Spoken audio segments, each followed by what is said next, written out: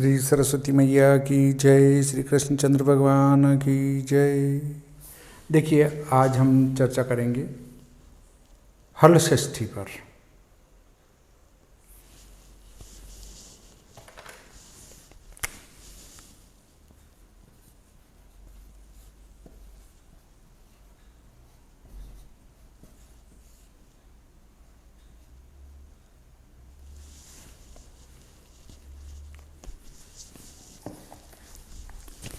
ये है श्री भादो माता पंचांग, संवत 2080, शक 1945, भाद्रपद कृष्ण पक्ष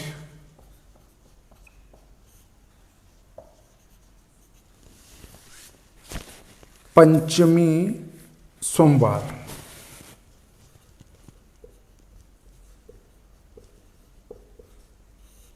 वो है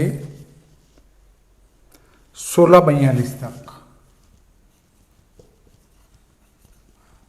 दिनांक 4/9/2023 और षष्ठी मंगलवार वो है 15/46 तक।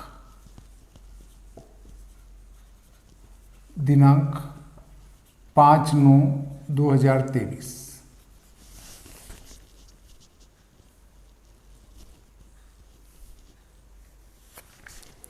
इसको चंदन षष्ठी भी कहते हैं।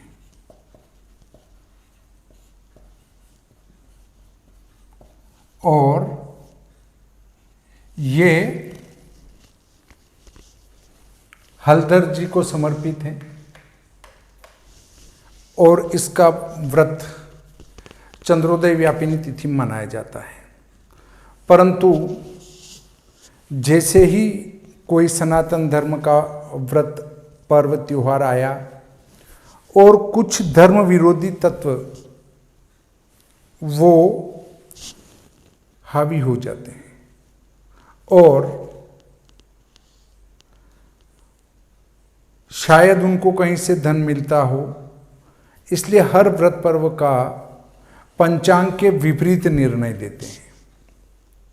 अभी भी षष्ठी पर ज्ञान प्राप्त होने लगा है व्हाट्सएप, फेसबुक, यूट्यूब पर। मेरी सलाह है कि इन ज्योतिषियों पर व्यवस्थित कोर्ट में केस होना चाहिए क्या? नहीं तो ये सारे व्रत पर्वों को बिगाड़ के रख देंगे।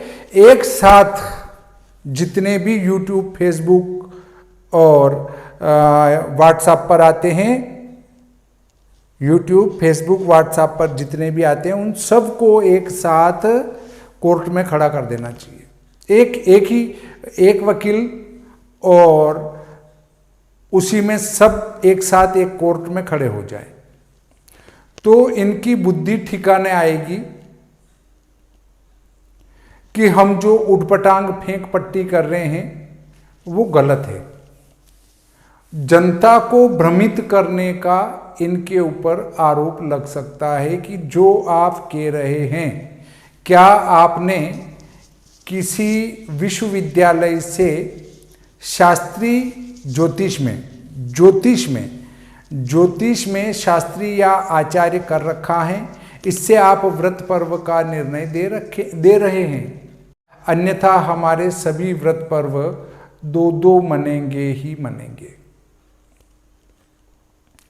जैसे हम कह सकते हैं कि रक्षाबंधन पर भ्रांति थी, पर उसमें थी नहीं। अगले वर्ष की दीपावली में अवश्य ही ये चक्कर है। कोई कह रहा है 1 घटी होना चाहिए, कोई कह रहा है कि वो प्रदोष में चाहे थोड़ी हो तो भी उसको ग्रहण करना, और इसके दोनों मत प्राप्त होते हैं। परंतु रक्षाबंधन का ऐसा कोई मत जो है मत प्राप्त नहीं था किसी शास्त्र का कि दूसरे दिन किया जाए। और यदि हम अगले बिंदु पर चर्चा करें तो अगले बिंदु के अंतर्गत चतुर्थी के भी कोई दो मत नहीं थे, चतुर्थी का भी सिर्फ और सिर्फ एक मत था, और षष्ठी का भी सिर्फ और सिर्फ एक मत ही है।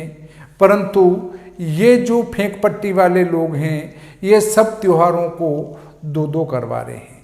इससे धर्म प्राण जनता को जागरूक होकर ज्योतिषियों पर व्रत पर्व को लेकर एक व्यवस्थित केस दायर किया जाना आवश्यक है। ये मेरी सलाह है, दायर कर ही देना चाहिए, यह आवश्यक नहीं है। यदि आप उचित नहीं मानते हैं न करें, और मुझे भी सलाह दें कि क्या नहीं करना चाहिए। अगर ऐसा नहीं किया जाता है तो ये सभी व्रत पर्वों को दो दो दिन करेंगे। अब अखबार में देते हैं कि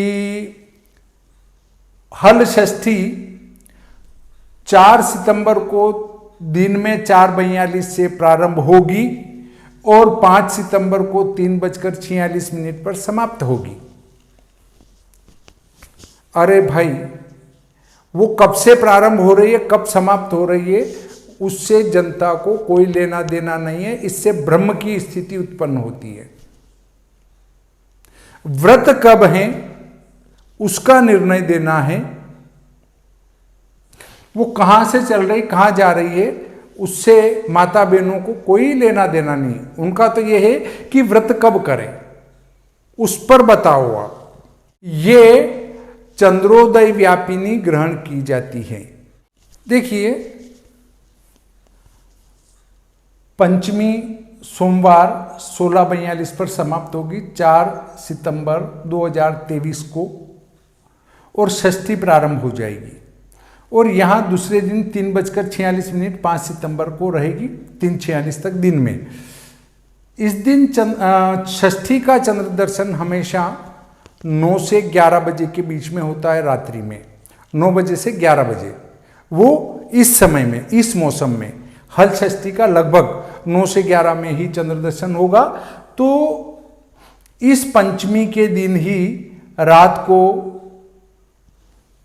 9 से 11 में षष्ठी रहेगी। इसलिए हल षष्ठी चंदन षष्ठी का व्रत 4 सितंबर पंचमी सोमवार को ही शास्त्रोक्त बनता है। परंतु दूसरे दिन जो षष्ठी है 5 सितंबर को, उस दिन चंद्रोदय जो होगा रात्रि में वो सप्तमी तिथि में होगा। इससे वो मान्य नहीं है। परंतु वैष्णव मतानुयायी उदय व्यापिनी तिथि को मान्यता देते हैं। तो वैष्णव मतानुयायी भले ही मंगलवार को इसको मना सकते हैं, क्योंकि वे कर्मकाल व्यापिनी को महत्व नहीं देते हैं। हम स्मार्त मतानुयायी कर्मकाल व्यापिनी तिथि को महत्व देते हैं, और इसीलिए हल षष्ठी का व्रत पंचमी सोमवार 4 सितंबर को किया जाएगा। स्मार्त कौन है? जो पंच देवोपासक हैं, वे स्मार्त हैं। वैष्णव कौन है? जो सिर्फ और सिर्फ भगवान विष्णु की पूजा करते हों, उनको सब कुछ मानते हों, और कोई वैष्णव गुरु से दीक्षा लेकर अपनी भुजा पर तप्त मुद्रा से शंख चक्र बनवाए हों, वे वैष्णव हैं। बाकी हम सभी पंचदेवोपासक स्मार्त हैं। और हमारा षष्ठी का व्रत 4 सितंबर को ही शास्त्रोक्त दृष्टि से होगा। परंतु वे जो रक्षाबंधन पर ज्ञान पेल रहे थे कि उदय व्यापिनी तिथि ही मान्य है, उदया सकला ज्ञेया, और इसको उदय बल प्राप्त हो रहा है, एक गति है तो भी उसको स्वीकार कर लो। ऐसे महान विद्वानों का षष्ठी का व्रत मंगलवार 5 सितंबर को होगा, क्योंकि यहाँ तो त्रिमुहूर्त अधिका है, 3 मुहूर्त से भी अधिक हैं। और दूसरी बात है 3 मुहूर्त से अधिक होने के बाद भी लगभग पूरे दिन है, दिन में 3:46 तक हैं, तो इसको उदय बल भी मिल रहा है, उदया सकला गया भी हो रहा है, और फिर उसके बाद दूसरी बात और करें तो वो शाकल्यपादिता तिथि भी बन रही है। तो वो जो अति बुद्धिमान है उदया सकला गया वाले, उनका व्रत यहां होगा 5 सितंबर को। पर जो शास्त्रोक्त दृष्टि से शुद्ध व्रत करना चाहें उनको 4 सितंबर को ही व्रत करना है, हल षष्ठी चंदन षष्ठी का व्रत। अब इसमें एक बात और आती है कि अगर दूसरे गलत कह रहे हैं तो आप कैसे सही कह रहे हैं, ये बात आपका प्रश्न उठना स्वाभाविक है। मैंने ज्योतिष में आचार्य कर रखा है, मैं पंचांग का निर्माण भी करता हूँ, पंचांग निर्माता भी हूँ, पंचांग गणित का काम भी करता हूँ, और हमारा एक पंचांगकर्ताओं का ग्रुप है, उसमें हम सलाह लेकर कि क्या ये व्रत शास्त्रोक्त हैं, ऐसी चर्चा हम पंचांगकर्ता करने के बाद ही अपने पंचांगों में व्रत पर्व लगाते हैं। इसलिए आपको मेरी बात मान लेने में कोई आपत्ति नहीं है। यदि कभी किसी को लगे कि वास्तव में मैं ज्योतिष में आचार्य हूँ या नहीं, तो आप मेरे से मेरी अंक सूची की छाया प्रति मांग सकते हैं, और कोई ज्योतिष आचार्य लिखे तो आप उनसे भी उनकी डिग्री मांग सकते हैं। परंतु कुछ ज्योतिष में आचार्य हैं या एमए हैं, वे भी व्रत पर्व का उल्टा सीधा निर्णय दे रहे हैं। परंतु यहाँ मैंने 3 कारण बताए। ज्योतिष में आचार्य तो हुई, पर साथ में पंचांग भी बनाता हूँ, पर ये दोनों है, पर तीसरा मैं पंचांगकर्ताओं से भी चर्चा करके फिर व्रत पर्वों का निर्णय करता हूँ, और हम उन व्रत पर्वों को सार्वजनिक करते हैं फिर। तो इसलिए आप मेरे द्वारा निर्णय किए गए व्रत या मेरे द्वारा बताए गए व्रत को करने में आपको कोई शंका नहीं होना चाहिए। परंतु ये शास्त्रोक्त व्रत नियम का पालन करने वालों के लिए हैं, उदया सकला गया वालों के लिए नहीं है, और एक घटी भी हो तो उसको मान लेना चाहिए, उदय बल वालों के लिए नहीं है। वो अपने हिसाब से अपना व्रत कभी भी कर सकते हैं। इस प्रकार आज का ये प्रकरण यहीं समाप्त करते हैं। श्री सरस्वती मैया की जय, श्री कृष्णचंद्र भगवान की जय।